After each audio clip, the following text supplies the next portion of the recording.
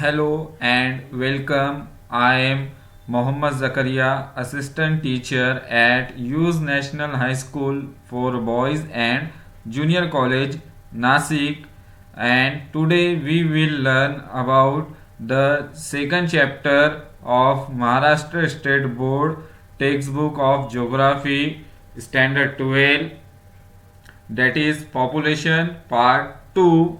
In first lesson we learn about the quantitative aspect of the population.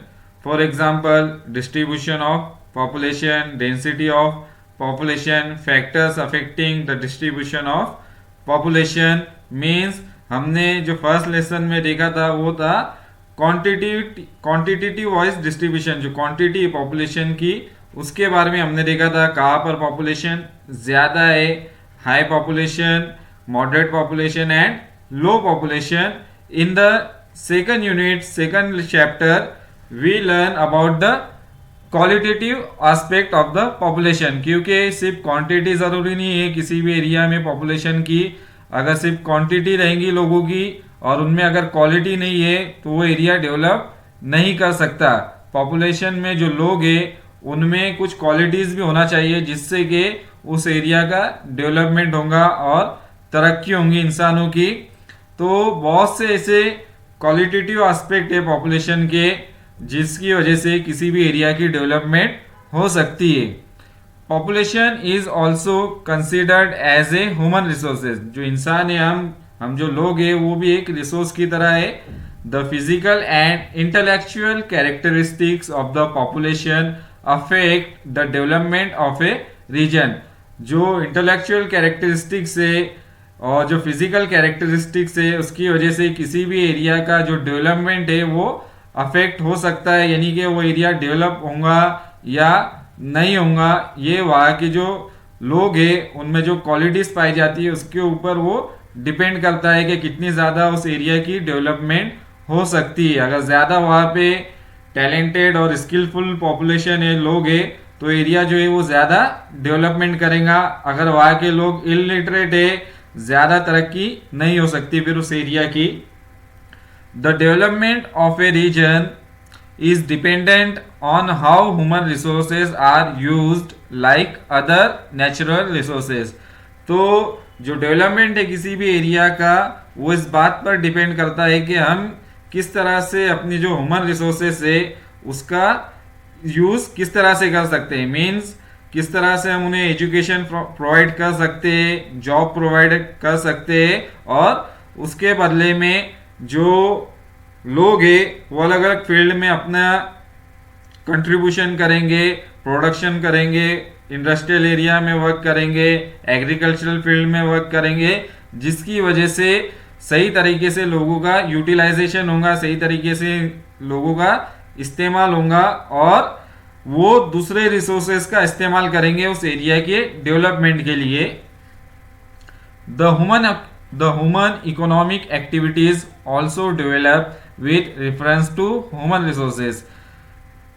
Means जो भी economic activities है वो अगर ज़्यादा डेवलप एरिया है या पॉपुलेशन ज़्यादा स्किलफुल है, ज़्यादा हाईली क्वालिफाइड है, तो वहाँ पर सेकेंडरी और टर्शरी एक्टिविटीज़ जो है वो ज़्यादा रहेंगी। अगर किसी एरिया में पॉपुलेशन जो है ज़्यादा इलिटरेट है, कम पढ़ी लिखी है, तो वो एरिया में जो प्राइमरी एक्टिविटीज़ है वो ज़्यादा की जाती है, तो जिसकी वजह से डेवलपमेंट की रफ्तार जो है प्राइमरी एक्टिविटी की वो कम होती है as compare to secondary and tertiary activity वाले रीजन से।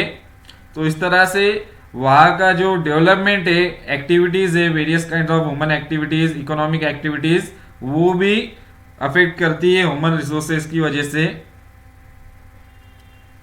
In fact if human resources are not developed efficiently the use of other resources also gets adversely affected. अगर हम ह्यूमन रिसोर्सेज का अगर सही तरीके से इस्तेमाल ना करें तो जो दूसरे रिसोर्सेज है वो भी बुरी तरह से जो है वो अफेक्ट होंगे, यानी कि उन पर भी उसका बुरा असर पड़ेगा। अगर इंसान उसको सही तरीके से यूटिलाइज नहीं कर पाता है तो वो भी बहुत ज़्यादा जो रहेगा उसको डैमेज होगा और बहुत ज़्यादा उससे प्रॉब्लम्स क्रिएट हो सकते हैं। तो इसलिए हमें ह्यूमन रिसोर्सेज का सही तरीके से यूटिलाइजेशन करना चाहिए और दूसरे रिसोर्सेज का भी फिर इंसान जो है वो सही तरीके से इस्तेमाल कर सकता है। Considering this issues, the population structure, sex ratio, literacy rate, etc. are studied in population geography। तो ये जितने भी फैक्टर्स है इनको देखते हुए जो पॉपुलेशन ज्योग्राफी है, ज्योग्राफी की एक ब्रांच है ह्यूमन ज्योग्राफी की, उसमें हम पॉपुलेशन स्ट्रक्चर, उसके अलावा सेक्स रेशियो, मेल फीमेल जो रहेगा डिस्ट्रीब्यूशन जेंडर वाइज वो, उसके बाद literacy rate and other features are also studied in population geography। population composition means the various kinds of aspect quantity wise and quality wise are इन लोगों के अंदर वो मौजूद होते हैं। For example number 1 age structure, number 2 sex composition, number 3 literacy and education, number 4 occupational structure, number 5 rural urban composition. तो हमें एक एक करके इन्हें सब पॉपुलेशन कंपोजिशन के बारे में जितने भी पॉइंट्स है वो हम पढ़ेंगे। टोटल 5 कंपोजिशन पॉपुलेशन के। उसमें नंबर 1 है age structure. The age structure of a population refers to the number of people in different age group. जो भी पॉपुलेशन रहती है किसी भी एरिया में वो अलग अलग एज ग्रुप में पाई जाती है। हर किसी की पॉपुलेशन जो है वो उसके अलग अलग एज ग्रुप रहते हैं। तो टोटल 6 एज ग्रुप है। नंबर 1 है infants, number 2 children, number 3 teenagers, number 4 young, number 5 adult, number 6 old people. तो ये टोटल 6 एज ग्रुप है जिनसे इंसान होकर गुजरता है। जैसे जैसे उनकी एज बढ़ती जाती है, इन्फेंट से चाइल्ड, चाइल्ड से टीनेजर, टीनेजर से young, adult and last old people. इस तरह से वो स्टेप बाय स्टेप जो उनकी एज जो है वो चेंज होते रहती है। तो ये इंसानों के एज ग्रुप है। टोटल 6 एज ग्रुप में पॉपुलेशन जो है वो डिवाइड है। Population composition, each of the age group has a share in the population. तो जितने भी एज ग्रुप है उन सबका शेयर होता है, उन सबका हिस्सा होता है पॉपुलेशन के अंदर। जैसे कि टीनेजर, यंग, उसके अलावा इन्फेंट, चाइल्ड, ओल्ड एज, तो सबका अपना एक हिस्सा होता है पॉपुलेशन के अंदर किसी भी एरिया की। Their share in the population varies from country to country. तो जो भी शेयर है पॉपुलेशन में एज ग्रुप वाइज वो अलग अलग रहता है। फॉर एग्जांपल किसी कंट्री में जो है वो चाइल्ड पॉपुलेशन ज़्यादा रहती है, किसी में यंग पॉपुलेशन का परसेंटेज ज़्यादा रहता है, तो कोई कंट्री के अंदर जो है ओल्ड पीपल जो रहते हैं वो ज़्यादा रहते हैं। तो इस तरह से ये कंट्री टू कंट्री जो है वो चेंज होता है population age group. Total population in each group changes. जो टोटल है पॉपुलेशन के अंदर एज ग्रुप वाइज वो चेंजेस होते रहते हैं उनके अंदर। यानी कि हर एज ग्रुप ऐसा नहीं कि वो एक ही जगह रहेगा। जो चाइल्ड है वो उनकी एज जैसे बढ़ेंगी वो टीनेजर, टीनेजर से यंग, इस तरह से वो चेंज होते रहता है पॉपुलेशन उनकी। जैसे जैसे एज बढ़ते रहती है तो चाइल्ड से वही कुछ सालों बाद वही लोग जो है यंग होंगे, यंग से एडल्ट बनेंगे, एडल्ट से ओल्ड पीपल में वो शिफ्ट होंगे। तो इस तरह से ये एज ग्रुप जो रहते हैं वो कांस्टेंट नहीं रहते बल्कि वो चेंजेस उसमें होते रहते हैं। There share in the population also varies. तो जैसे जैसे ग्रुप चेंज होते रहते हैं यानी कि जैसे जैसे उम्र बढ़ती है लोगों की तो जैसे उसी तरह से जो पॉपुलेशन में शेयर रहता है वो भी उसमें चेंजेस आते रहते हैं। कभी कोई एज ग्रुप जो रहता है कम हो जाता या फिर कोई एज ग्रुप रहता है वो उसमें पॉपुलेशन बढ़ जाती। कभी चाइल्ड की पॉपुलेशन ज़्यादा रहती किसी कंट्री में तो कुछ सालों बाद जो है वही चाइल्ड बाद में जाकर यंग पॉपुलेशन में शिफ्ट हो जाते हैं। तो इस तरह से ये चेंजेस जो है आते रहते हैं हर कंट्री के अंदर। Population pyramids. Demographer use population pyramids to describe age and gender wise distribution of population. Population pyramid जो है, जो पॉपुलेशन के अंदर जेंडर वाइज जो है डिस्ट्रीब्यूशन को रिप्रेजेंट करता है, male female population and different age group को वो रिप्रेजेंट करता है। It is like a graph. तो ये ग्राफ की तरह है पॉपुलेशन पिरामिड, जिसमें हम मेल और फीमेल पॉपुलेशन कितनी है और कौन से ग्रुप की पॉपुलेशन कितनी है, ये हमें पॉपुलेशन पिरामिड के अंदर पता चलता है। The age sex structure of a population refers to the number of females and males in different age group. As I mention earlier, तो पॉपुलेशन पिरामिड के अंदर डिफरेंट एज ग्रुप के बारे में हमें पता चलता है, कितने एज ग्रुप में कितनी पॉपुलेशन है और कितने मेल है और कितने फीमेल है अकॉर्डिंग टू एज ग्रुप, इसके बारे में हमें पता चलता है। A population pyramid is used to show the age sex structure of the population. तो फॉर एग्जांपल, जैसे कि मैंने पहले भी बताया, तो ये एज सेक्स स्ट्रक्चर बताता है पॉपुलेशन का, मेल फीमेल ये सारी चीजें इसमें रिप्रेजेंट की जाती है पॉपुलेशन पिरामिड के अंदर। So this is the image of population pyramid. तो ये पॉपुलेशन पिरामिड है जिसमें अलग अलग फीचर्स है जो हम देखेंगे। तो ये जो पिरामिड है इसकी है एज सेक्स पिरामिड। तो ये पॉपुलेशन पिरामिड के अंदर पॉपुलेशन की एज और सेक्स यानी कि जो जेंडर वाइज पॉपुलेशन है उसका डिस्ट्रीब्यूशन को रिप्रेजेंट किया जाता है। तो सबसे पहले हम देखेंगे the Y axis in the centre of this graph shows age group. जो वाई एक्सिस है वो बिल्कुल इसके सेंटर के अंदर है, ग्राफ के वाई एक्सिस यहाँ पर है, जो डिफरेंट एज ग्रुप को रिप्रेजेंट कर रहा है। फॉर एग्जांपल 0 to 5 ईयर जो है एज ग्रुप के बच्चे, वो यहाँ पर एट द बॉटम को ये रिप्रेजेंट कर रहा है एज ग्रुप को। उसी तरह से 5 to 10 ये various kinds of age group जो यहाँ पर वो रिप्रेजेंट कर रहा है। 95 to 100 years of people age and 100 plus, तो ये एज ग्रुप जो है उसे रिप्रेजेंट कर रहा है वाई एक्सिस के ऊपर। While x axis shows the population और परसेंटेज ऑफ द पॉपुलेशन। जो यहाँ पर एक्स एक्सिस है पूरा, तो ये क्या रिप्रेजेंट कर रहा है, वो रिप्रेजेंट कर रहा है द नंबर ऑफ पीपल और परसेंटेज। तो कौन से एज ग्रुप में कितनी पॉपुलेशन है वो परसेंटेज या फिर नंबर के अंदर यहाँ पर एक्स एक्सिस पे रिप्रेजेंट किया जा रहा है। 0 to 33, 36, 39 जो है ये पॉपुलेशन इन मिलियंस। यहाँ पर जो पॉपुलेशन रिप्रेजेंट की जा रही है वो मिलियंस में रिप्रेजेंट की जा रही है। 33 मिलियन, 36 मिलियन, लास्ट यहाँ पर है 65 मिलियन। तो ये यहाँ पर एक्स एक्सिस के ऊपर जो नंबर है उसको रिप्रेजेंट किया जा रहा है पॉपुलेशन का according to various types of age group. The length of bars shows the number of or percentage of the population। तो जो लेंथ है पॉपुलेशन की यहाँ पर, ये जो बार्स है actually it is like a bar graph. तो ये क्या रिप्रेजेंट कर रहे हैं, total number of the population.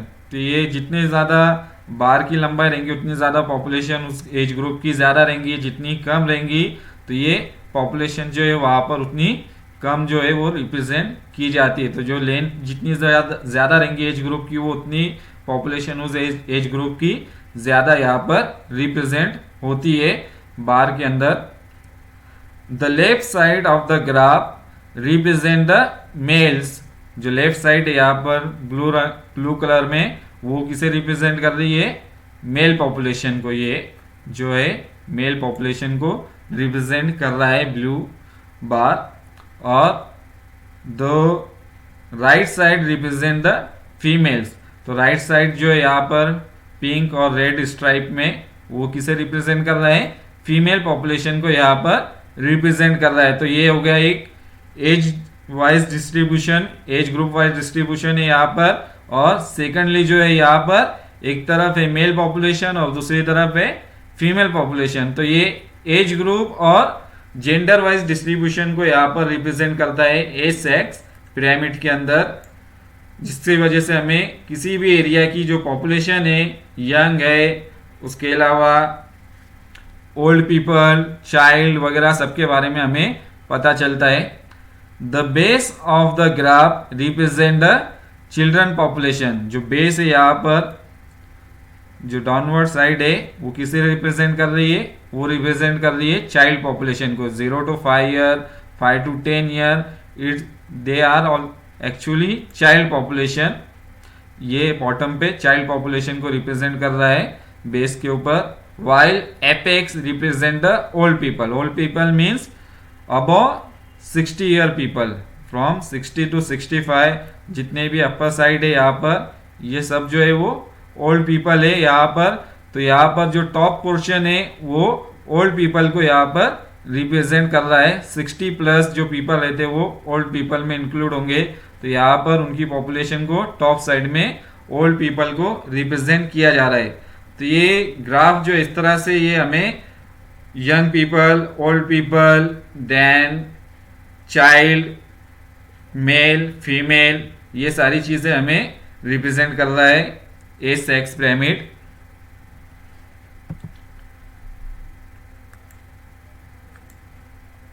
Population pyramid, a larger size of the population in the age group of 50 to 59 years indicates the chances of having a larger independent working population.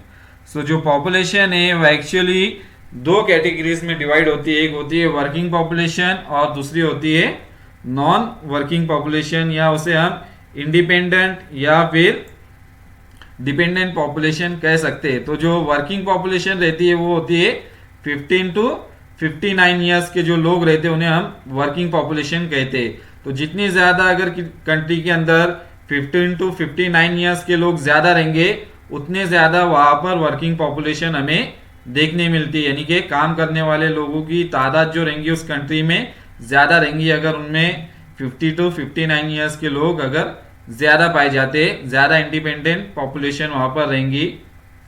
On the other hand, if the number of children in 0 to 50 is high, the dependency ratio will be high. अगर किसी country के अंदर child population ज्यादा है, means 0 to 15 years, तो यहाँ पर भी 15 है, तो एक्चुअली इसे 14 ईयर होना चाहिए था, लेकिन टेक्स्ट बुक में हमें 0 to 15 ही दिया गया, इसलिए मैंने 15 ही यहाँ पर मेंशन किया है। तो 0 to 15 ईयर्स अगर किसी कंट्री की पॉपुलेशन ज्यादा है, यानी कि बच्चों की पॉपुलेशन अगर ज्यादा रहेंगी तो वो डिपेंडेंसी रेशियो वहां पर ज्यादा रहेगा। Dependency ratio means dependent population, ये डिपेंड करती है किस पर? वो वर्किंग पॉपुलेशन के ऊपर डिपेंड करती है, यानी कि ये खुद जो पॉपुलेशन जो है खुद कोई वर्क नहीं करती है, तो इनकी जो भी एक्सपेंसेस रहते हैं तो ये अपने पेरेंट्स उनके ऊपर पूरा खर्च करते हैं। यानी कि जो वर्किंग पॉपुलेशन रहती है तो वही इनका सारा जो रहता है वो खर्च जो है वो संभालती है। तो अगर किसी कंट्री के अंदर 0 to 15 ईयर की पॉपुलेशन ज्यादा रहेंगी तो ये जो है नॉन वर्किंग पॉपुलेशन है, जो खुद काम नहीं करती है, बेसिकली ये इनकी पढ़ने की उम्र रहती है, तो ये ज्यादातर स्कूल या कॉलेज वगैरह तक ये एज जो रहती है वो वहां पर अपनी पढ़ाई करते हैं। तो ये नॉन वर्किंग पॉपुलेशन कहलाती है, जिससे कंट्री में कोई वर्क जो रहता है वो ज्यादा नहीं होता अगर इनकी पॉपुलेशन ज्यादा रहेंगी। तो ये किस पे डिपेंड करते हैं? वर्किंग पॉपुलेशन में, इसलिए इसे डिपेंडेंसी रेशियो हाई कहा जाता है। ये डिपेंडेंट पॉपुलेशन है, ये वर्किंग पॉपुलेशन 15 to 59 ईयर्स के बीच में जो लोग हैं उनके जो पेरेंट्स है उनके ऊपर ये डिपेंड करते हैं। जो भी उनके एक्सपेंसेस रहेंगे, स्कूल की फीस होंगी और जो भी दूसरी बेसिक नीड्स रहेंगे, वो सारे एक्सपेंसेस जो है वो वर्किंग पॉपुलेशन जो है उन्हें करना पड़ते हैं।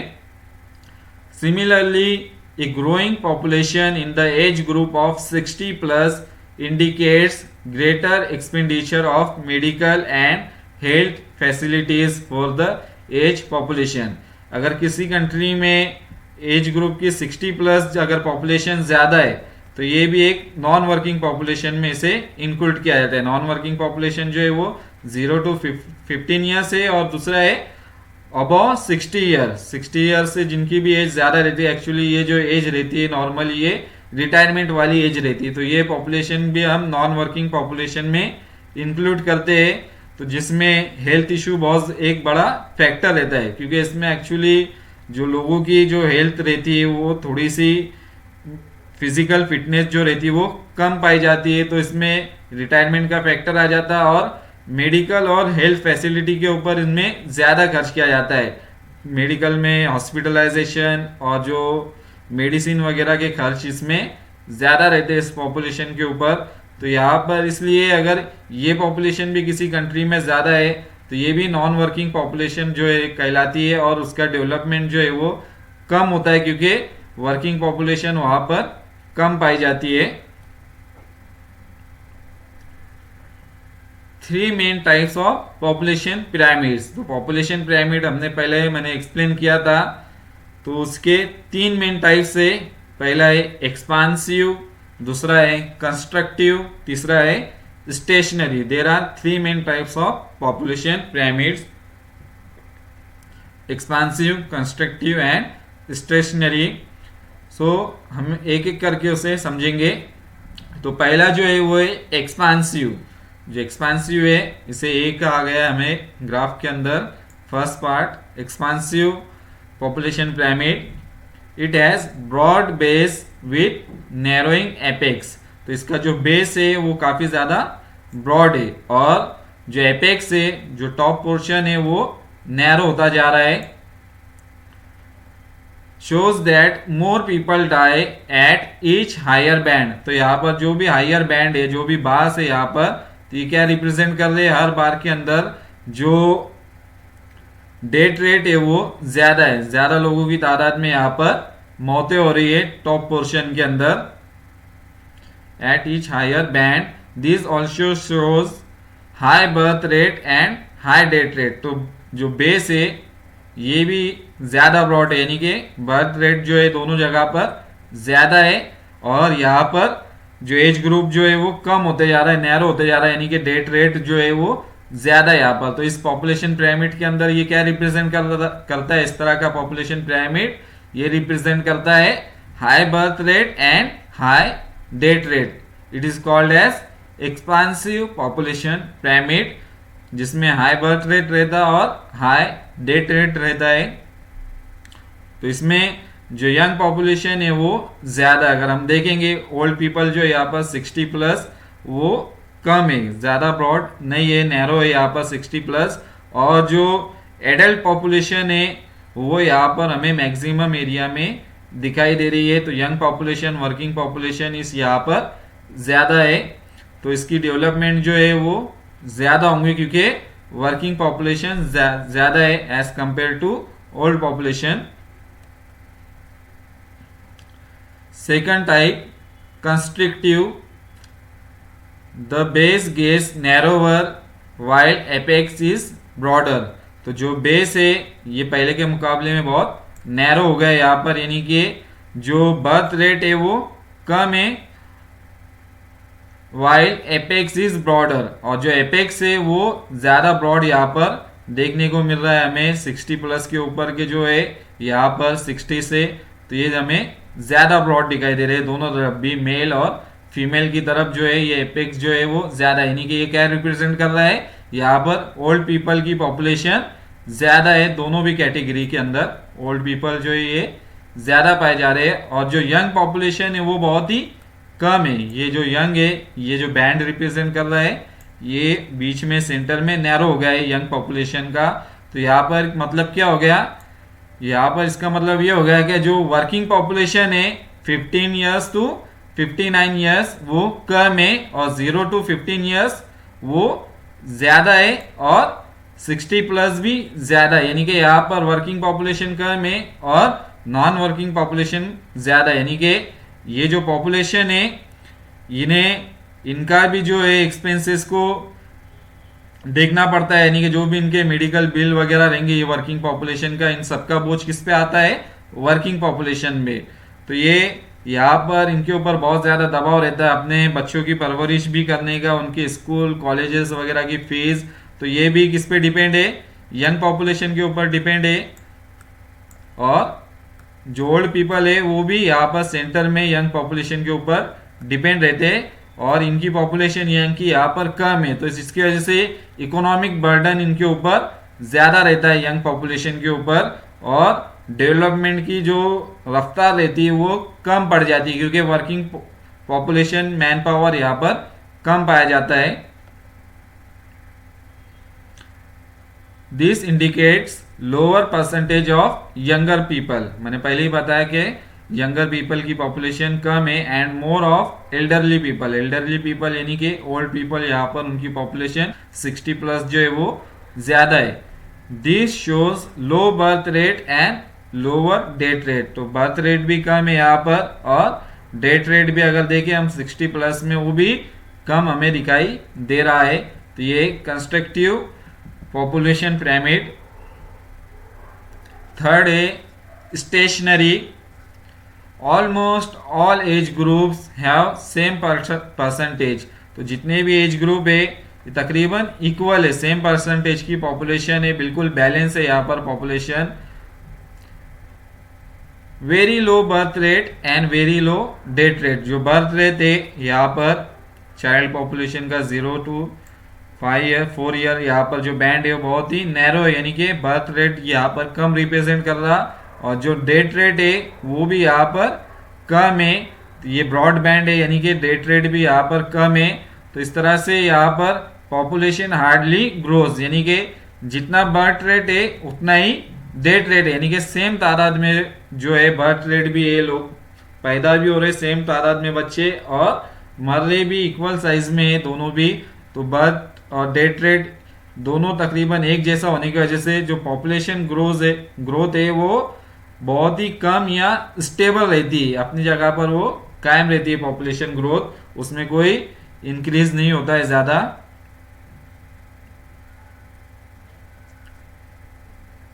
The type of age structure has a direct influence on the future of a nation, both extremes, यानी कि जो पॉपुलेशन का स्ट्रक्चर है एज ग्रुप का, उसकी वजह से हमें डायरेक्ट जो फ्यूचर है किसी भी कंट्री का उसके बारे में हमें पता चलता है। For example, old age dependency as well as young age dependency prove to be a severe burden on the economy of a country. अगर ओल्ड एज और जो यंग पॉपुलेशन है, मीन्स जो टीनेजर और यंग पॉपुलेशन अगर ज़्यादा है तो उन पे डिपेंडेंसी रेशियो उस कंट्री में ज़्यादा रहेंगे, यानी कि लोग जो रहेंगे ज़्यादा डिपेंडेंट रहेंगे किसके ऊपर, वर्किंग पॉपुलेशन के ऊपर। वर्किंग पॉपुलेशन जो है उन्हें इन सब का जो खर्च रहेगा वो सब उन्हें उठाना पड़ेगा, जिसकी वजह से उनके ऊपर एक इकोनॉमिक बर्डन जो रहता है वो पड़ता है, जिसकी वजह से जो डेवलपमेंट है इकोनॉमिक डेवलपमेंट कंट्री की वो भी कम होती है, उसके ऊपर भी एक बर्डन जो है तैयार होता है।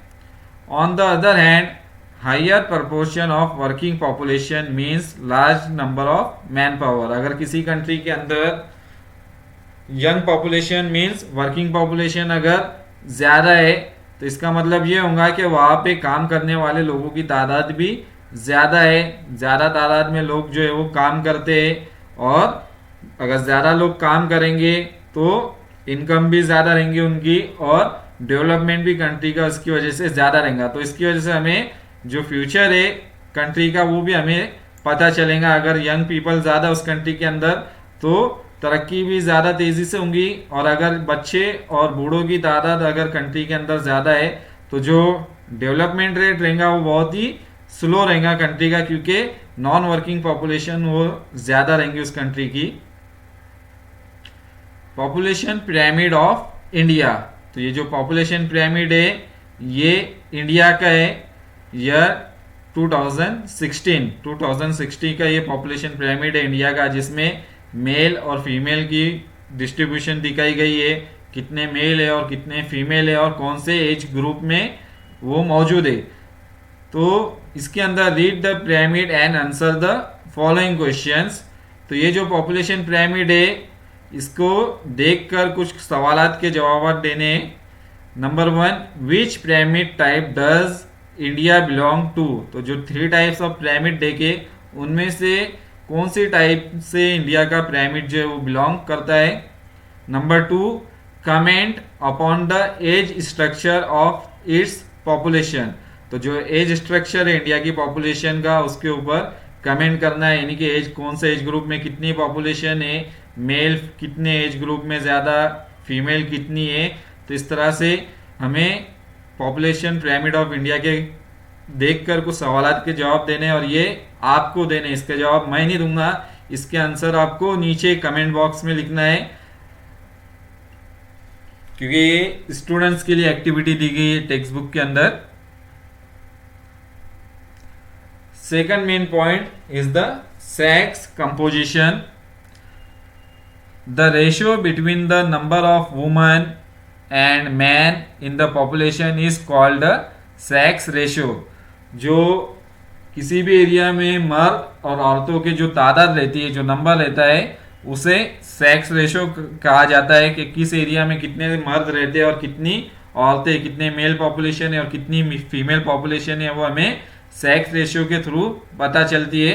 The ratio between the number of women and man in the population is called the sex ratio. Population pyramid also tell us about the number of women and men in various age group of the country। जो population pyramid है वो हमें man और women की जो अलग अलग age group है उसके बारे में हमें बताता है। जैसे हमने पहले ही देखा, यहाँ पर मैन की पॉपुलेशन है, अलग अलग एज ग्रुप में कितने मैन है, और यहाँ पर फीमेल है, वुमेन की पॉपुलेशन कितनी है कौन से एज ग्रुप में, ये हमें पॉपुलेशन पिरामिड से पता चलता है। The gender distribution in a country is an important demographic characteristics। तो जो डिस्ट्रीब्यूशन बताता है पॉपुलेशन पिरामिड में मेल और फीमेल का, ये भी एक बहुत ही इंपॉर्टेंट कैरेक्टरिस्टिक्स है डेमोग्राफिक जोग्राफिक पॉपुलेशन के अंदर। सेक्स कंपोजिशन, तो जो सेक्स रेशियो है वो किस तरह से मालूम कर सकते हैं, यानी कि कितने मेल है और कितने फीमेल है किस एरिया में। In India sex ratio calculated by using the formula. तो इस फॉर्मूले की मदद से इंडिया के अंदर जो है सेक्स रेशियो पता किया जाता है। तो ये फॉर्मूला है sex ratio is equal to total female population divided by total male population multiply by 1000। यानी कि किसी भी कंट्री की जो टोटल फीमेल पॉपुलेशन रहेंगी उसे डिवाइड करेंगे हम वहाँ की टोटल मेल पॉपुलेशन से, और उसे मल्टीप्लाई करेंगे 1000 से। तो हमें उस कंट्री की जो पॉपुलेशन है मेल और फीमेल की, उसका रेशियो हमें पता चलेगा, यानी कि कितनी मेल है और कितने फीमेल है उस कंट्री के अंदर, ये हमें इस फॉर्मूले के मदद से पता चल जाता है। The sex ratio is an important information about the status of a woman in a country। तो जो सेक्स रेशियो है इसकी मदद से हमें किसी भी कंट्री के अंदर जो वुमन का स्टेटस है, यानी कि जो उनके हालात है फीमेल के, उसके बारे में हमें सेक्स रेशियो के अंदर वजह से पता चलता है। फॉर एग्जांपल कुछ कंट्री के अंदर जेंडर वाइज डिस्क्रिमिनेशन किया जाता है, यानी कि औरतों पर जुल्म किया जाता है, उन्हें कमजोर समझा जाता है और मर्दों के जैसा उन्हें इक्वल दर्जा नहीं दिया जाता। तो इस तरह से इसकी मदद से, सेक्स रेशियो की मदद से जो कंडीशन ऑफ ए वुमन है इन ए कंट्री, उसके बारे में हमें पता चलता है, या वो कंट्री वुमन के लिए सेफ है या नहीं है, फेवरेबल है या नहीं है। तो ये भी हमें इस सेक्स रेशियो के थ्रू जो है वो पता चलता है वहाँ की condition. On an average the world population reflects a sex ratio of 990 female per 1000 male। यानी कि जो एवरेज है सेक्स रेशियो है वर्ल्ड का, वो है 1000 मर्दों के मुकाबले में 990 औरतें यहाँ पर मौजूद है। 990, अगर 1000 मेल है वो दुनिया में, तो उनके मुकाबले में कितनी औरतें हैं, 990। तो ये एवरेज है टोटल वर्ल्ड का, जहाँ पर किस एरिया में ज़्यादा रहती है कहीं पर कम रहती है। तो ये पूरे वर्ल्ड का एवरेज निकाला गया है। तो जहाँ पर 1000 मेल है तो उसके सामने जो फीमेल की पॉपुलेशन है वो है 990, यानी कि 10 फीमेल जो है मेल के मुकाबले में वर्ल्ड में कम पाए जाते हैं हर 1000 पॉपुलेशन के अंदर। The highest sex ratio in the world has been recorded in countries like Latvia, Estonia, Russia, and Ukraine, where there are 1162 female पर 1000 मेल। तो सबसे ज़्यादा जो सेक्स रेशियो है वो दुनिया के अंदर जो कंट्रीज है लैटविया, इस्टोनिया, रशिया और यूक्रेन, यहाँ पर सबसे ज़्यादा जो है वो वुमन का सेक्स रेशियो पाया जाता है, यानी कि वहाँ पर मैन के मुकाबले में वुमन की पॉपुलेशन ज़्यादा है। अगर 1000 मेल है तो उनके मुकाबले में वहाँ पर जो फीमेल की पॉपुलेशन है 1162 है, यानी कि फीमेल पॉपुलेशन मेल के मुकाबले में वहाँ पर ज़्यादा पाई जाती है। तो सेक्स रेशियो यहाँ पर ज़्यादा है वुमन का। In contrast in Saudi Arabia there are 667 female पर 1000 मेल। तो सऊदी अरेबिया के अंदर जो सेक्स रेशियो है वो बहुत ही लो है। 1000 मेल पॉपुलेशन के सामने सिर्फ 667 फीमेल वहाँ पर मौजूद है, यानी कि ये बहुत ही कम सेक्स रेशियो है, बहुत ही कम तादाद है वहाँ पर फीमेल की सऊदी अरेबिया के अंदर मेल पॉपुलेशन के सामने। Countries like China, India, Bhutan, Pakistan, Afghanistan have a lower sex ratio. तो जितने भी एशियन कंट्रीज है ज़्यादातर वहाँ पर मेल डोमिनेटेड कंट्रीज है, ज़्यादातर वहाँ पर वुमन की जो पॉपुलेशन है वो कम पाई जाती है एशियन कंट्रीज में as compare to European countries में। यूरोपियन कंट्रीज में जो सेक्स रेशियो है वो हाई, वुमन पॉपुलेशन वहाँ पर ज़्यादा पाई जाती है, और जो एशियन कंट्रीज है वो ज़्यादातर मेल डोमिनेंट पाए जाते हैं। वहाँ पर मेल पॉपुलेशन जो है वो एशियन कंट्रीज में ज़्यादा हमें देखने को मिलती है। Demographic dividend. Demographic dividend refers to the growth in an economy which is the result of a change in the age structure of a country's population। जो डेमोग्राफिक डिविडेंड है तो ये जो है डेमोग्राफिक डिविडेंड ये एज ग्रुप में जैसे जैसे चेंजेस आते हैं तो इकोनॉमिक ग्रोथ पर भी उसका अफेक्ट होता है। यानी कि जैसे जैसे मैंने पहले ही बताया, अगर वर्किंग पॉपुलेशन ज़्यादा है 15 to 59 ईयर्स तो वहाँ का डेवलपमेंट ज़्यादा रहेगा, इंडिपेंडेंट पॉपुलेशन वहाँ पर ज़्यादा रहेंगी। अगर उसी तरह से ओल्ड पीपल की पॉपुलेशन ज़्यादा है या फिर चाइल्ड पॉपुलेशन ज़्यादा रहेंगी तो वहाँ पर डिपेंडेंसी रेशियो जो रहेगा वो ज़्यादा रहेगा, नॉन वर्किंग पॉपुलेशन वहाँ पर ज़्यादा रहती है। तो जिसकी वजह से जो डेमोग्राफिक डिविडेंड है यानी कि एज वाइज जो डिस्ट्रीब्यूशन है पॉपुलेशन का उस पर भी बहुत ज़्यादा असर देखने को मिलता है, और उसका डायरेक्ट असर किस पे होता है, ग्रोथ इन इकोनॉमिक, जो इकोनॉमिक डेवलपमेंट है, इकोनॉमिक जो ग्रोथ है उस पर भी उसका अफेक्ट पड़ता है। The change comes because of A decline in birth rate and death rate. तो जो चेंजेस आ रहे हैं वो ज़्यादातर डिक्लाइन होने की वजह से आ रहा है, बर्थ रेट और डेथ रेट। बर्थ रेट भी कम हो रहा है और डेथ रेट भी बहुत सारे कंट्रीज का जो है वो कम हो गया है, तो जिसकी वजह से जो ग्रोथ है किसी भी कंट्री की वो बहुत ज़्यादा अफेक्ट होती है। तो वो है डेमोग्राफिक डिविडेंड। तो ये 3 टाइप के एज ग्रुप है मेनली, जिसमें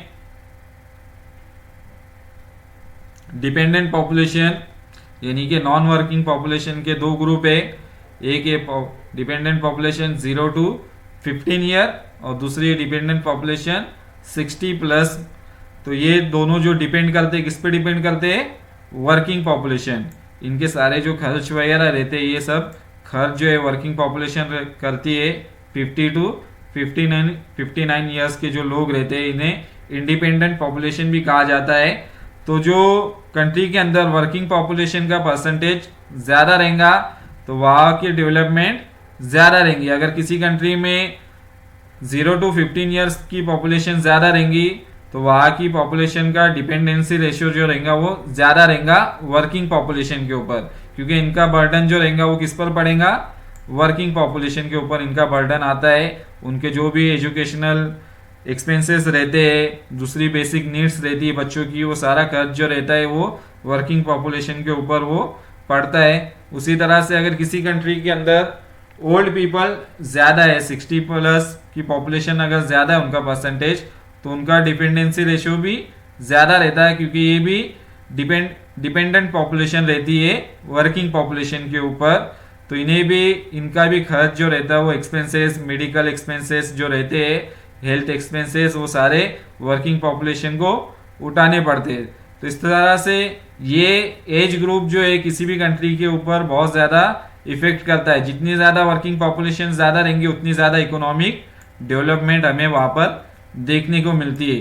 तो इस तरह से वर्किंग पॉपुलेशन की वजह से बहुत सारे चेंजेस हमें देखने मिलते हैं। The ratio between working and non working dependent population determines how productive the country is economically, यानी कि जितनी ज़्यादा वर्किंग पॉपुलेशन रहेंगे उतना ज़्यादा प्रोडक्शन वर्क भी यहाँ पर ज़्यादा रहेगा। For example industrial production, agricultural production, secondary and tertiary activity से ज़्यादा जुड़े हुए लोग यहाँ पर वर्किंग पॉपुलेशन के मौजूद रहेंगे, तो इकोनॉमिक डेवलपमेंट ज़्यादा रहेगा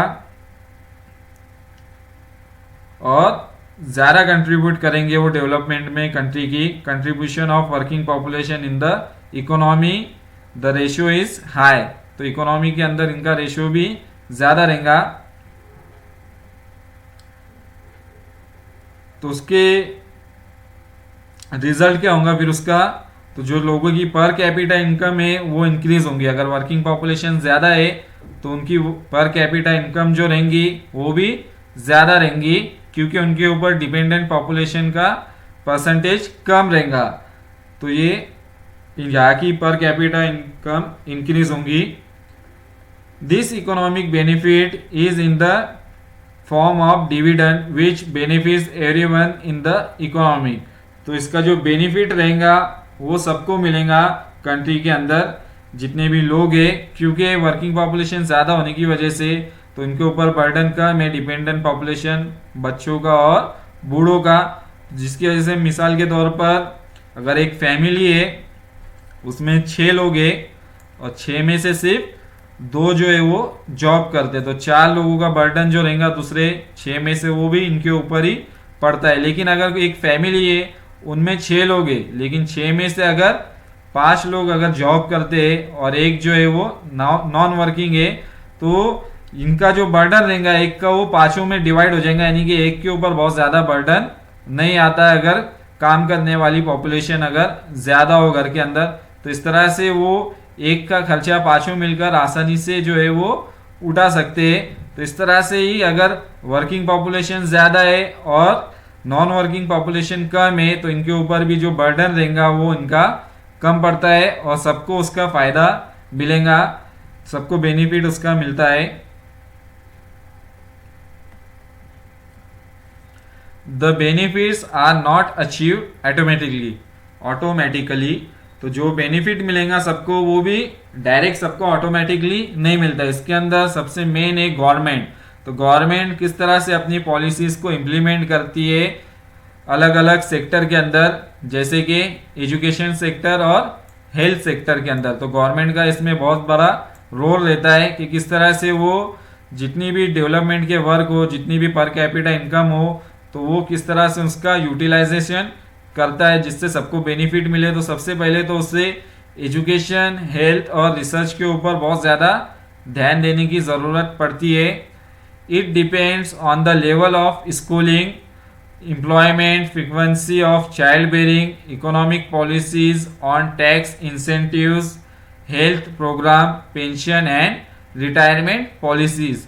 तो गवर्नमेंट जो है अलग अलग स्कीम को रन कर सकती है, स्कूलिंग को इम्प्रूव कर सकती है, एम्प्लॉयमेंट जो है वो लोगों को ज़्यादा से ज़्यादा देने की कोशिश की जाए, या फिर frequency of child bearing, economic policies on tax intensive, जो टैक्स पे करते हैं उन्हें अलग अलग इंसेंटिव्स दिए जाए, हेल्थ प्रोग्राम जो बनाए जाए, लोगों की जो हेल्थ प्रॉब्लम्स है उसे सॉल्व करने की कोशिश की जाए, पेंशन और रिटायरमेंट पॉलिसी। तो रिटायरमेंट के बाद जो रहता है उन्हें पेंशन जो है लोगों को ज़्यादा मिलेंगी। तो इस तरह से जो यंग पॉपुलेशन ज़्यादा है तो इस तरह से गवर्नमेंट भी जो है सबको वहाँ पे जितने भी बच्चे जो स्कूल में हैं उनको भी बेनिफिट मिलेगा, और जो ओल्ड पीपल है रिटायरमेंट होने के बाद उनको भी उसका फायदा जो है वो मिलेगा। Demographic dividend in a country is visible in the following veg. तो किसी भी कंट्री के अंदर जो डेमोग्राफिक डिविडेंड है वो किस तरह से हमें देखने को मिलता है। तो नंबर 1 है personal savings can grow and can be use to stimulate the economy. तो इसके अंदर पर्सनल सेविंग जो रहेंगी वो ज़्यादा रहेंगी। अगर उनके ऊपर डिपेंडेंट पॉपुलेशन कम है, अगर यंग के ओल्ड पीपल कम है और बच्चे भी कम है, तो जो लोगों की इनकम जो रहेंगी उसमें से बहुत ज़्यादा पैसे जो रहेंगे उसकी बचत होंगी, तो पर्सनल सेविंग उनकी बढ़ जाएंगी और स्टिमुलेट इकोनॉमी होंगी उसकी वजह से। As number of children are less, parents can invest more in their education, thus human capital is built. तो अगर बच्चों की तादाद कम रहेंगी फैमिली के अंदर, अगर कम बच्चे एक फैमिली के अंदर, तो वो उन्हें अच्छे से अच्छा एजुकेशन प्रोवाइड करने की कोशिश करेंगे, अच्छे स्कूल में डालेंगे और भी दूसरे जो स्किलफुल एक्टिविटीज़ रहती है उसमें उन्हें पार्टिसिपेट कराने की कोशिश करेंगे। तो इस तरह से अगर बच्चे कम है फैमिली में, तो पेरेंट्स जो रहेंगे उसका खर्च जो रहेगा बच्चे का वो आसानी से उठा सकते हैं और उन्हें हायर एजुकेशन जो है वो प्रोवाइड कर सकते हैं।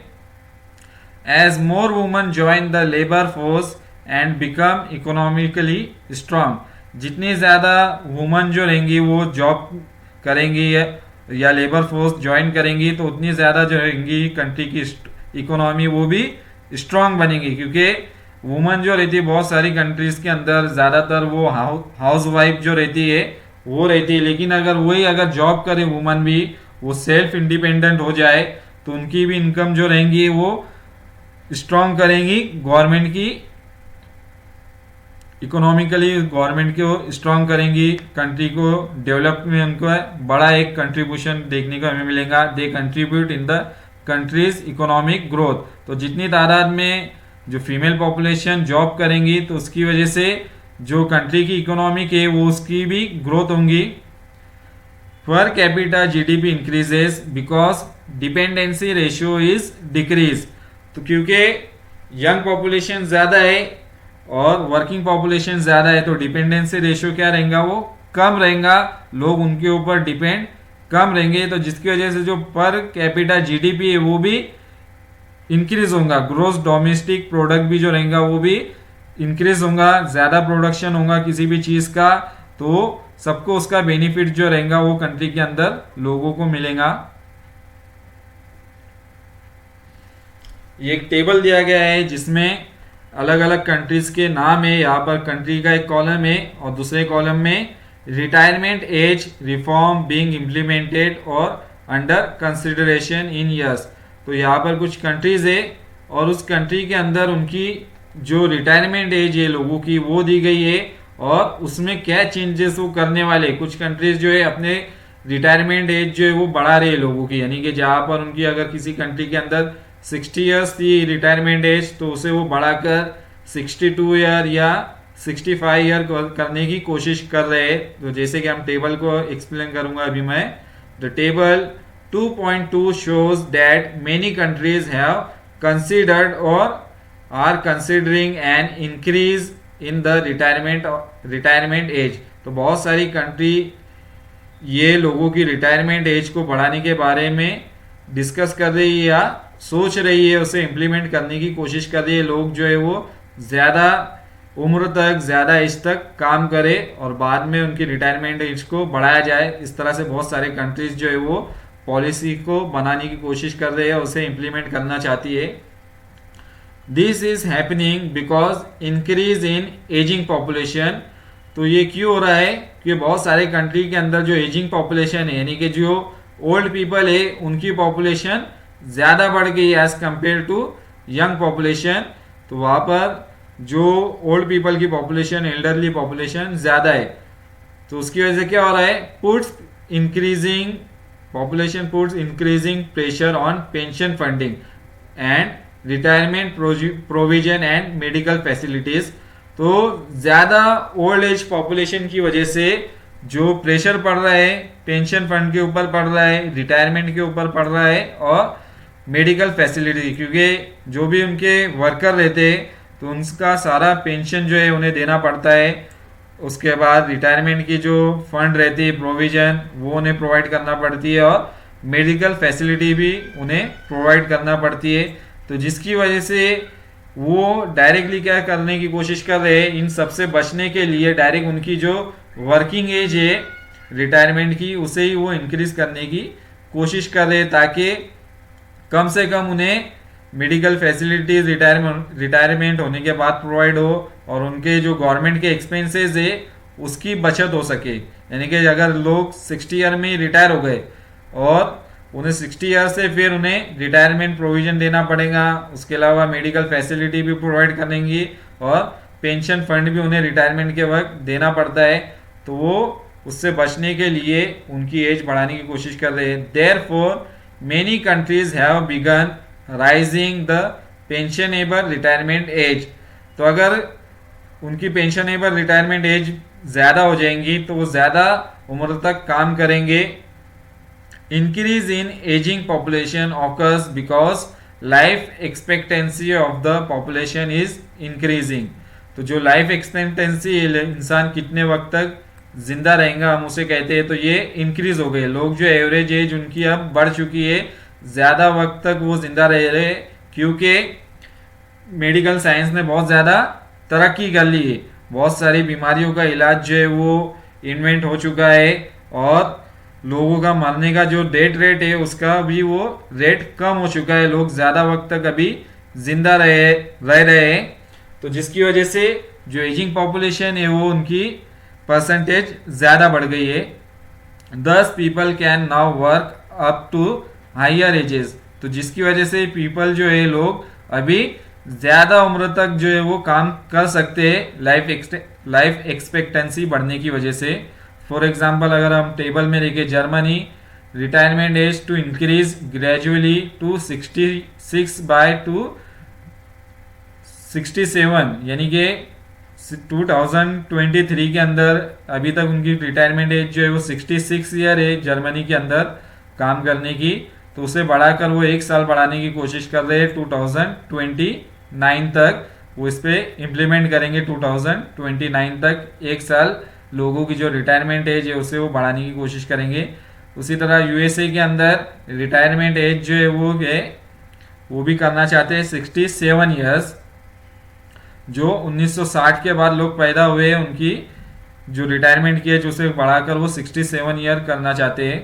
यूनाइटेड किंगडम में जो रिटायरमेंट एज है मेल और फीमेल दोनों की वो है 66 ईयर। वो भी 2026 से 28 के दरमियान बढ़ाकर वो करना चाहते हैं 67 ईयर तक वो वहाँ के लोग काम कर सकते हैं।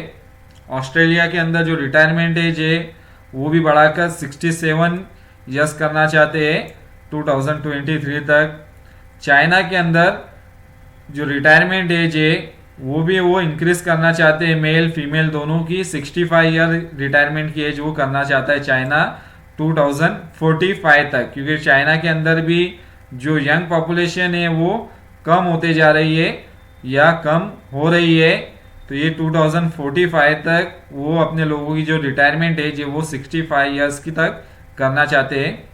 उसी तरह जापान के अंदर जो रिटायरमेंट एज है लोगों की वो 70 साल करना चाहते हैं। अभी जो रिटायरमेंट एज है जापान के अंदर वो है 60 ईयर्स, तो उसे बढ़ाकर वो कितना करना चाहते हैं 70 ईयर्स तक रिटायरमेंट एज करना चाहते हैं जापान के अंदर। तो जापान के अंदर जो लाइफ एक्सपेक्टेंसी वो बहुत ज़्यादा है, ज़्यादा वक्त तक वहाँ के लोग जो है वो ज़िंदा रहते हैं, उनकी जो फिटनेस लेवल है वो भी काफ़ी ज़्यादा रहते हैं।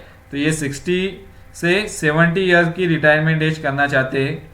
और इंडिया के अंदर भी जो रिटायरमेंट एज है वो 60 ईयर्स है। सो 60 से 55 ईयर्स के बीच में अलग अलग सेक्टर में अलग अलग उनकी रिटायरमेंट एज है। तो 60 से 55 ईयर्स तक इंडिया के अंदर जो है वो रिटायरमेंट की एज है, तो उसे भी वो बढ़ाकर 65 ईयर्स जो है वो करना चाहते हैं धीरे धीरे।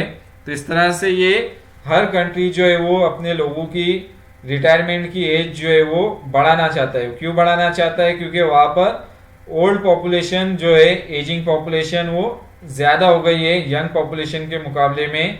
इसकी वजह से वो पॉपुलेशन की रिटायरमेंट की एज जो है वो इंक्रीज करना चाहता है। तो for example the life expectancy in Japan is around 84 years. तो जापान के अंदर जो लाइफ एक्सपेक्टेंसी है वो कितनी है, 84 ईयर्स तक वहाँ के लोग जिंदा रहते हैं। Therefore they are now considering increasing the retirement age to 70 which is at present 60 year. तो वो अपने लोगों की जो रिटायरमेंट की एज है वो 70 साल करना चाहते हैं आगे जाकर, जो अब जो है वो 60 ईयर है, 60 साल की अभी वहाँ की प्रेजेंटली रिटायरमेंट की एज है, क्योंकि वहाँ पे ओल्ड पॉपुलेशन ज़्यादा है जापान के अंदर और लाइफ एक्सपेक्टेंसी भी ज़्यादा पाई जाती है। Another aspect which needs to be seen in these countries is their age structure. The proportion of children and young adults in these countries is less or decreasing. तो ये जो अदर एस्पेक्ट है इन countries के अंदर जो अपनी retirement की as बढ़ाना चाहते हैं, उनका जो मेन रीज़न है, एक तो वहाँ पे चाइल्ड पॉपुलेशन और जो यंग पॉपुलेशन है वो कम है या कम हो रही है, डिक्रीज हो रही है, जिसकी वजह से जो रिटायरमेंट एज है उसे इंक्रीज कर रहे हैं बहुत सारी कंट्रीज। तो ये उसका मेन रीज़न है। तो ये लेक्चर में हमने जो क्वांटिटेटिव एस्पेक्ट है जिसमें हमने देखा था sex ratio, sex composition, demographic dividend, population pyramid, और जो अदर एस्पेक्ट है पॉपुलेशन कंपोजिशन के, for example literacy rate, then urban rural composition. तो ये सारे जो पॉइंट्स है, रिमेनिंग पॉइंट्स मैं सेकंड लेक्चर में पॉपुलेशन पार्ट 2 के अपलोड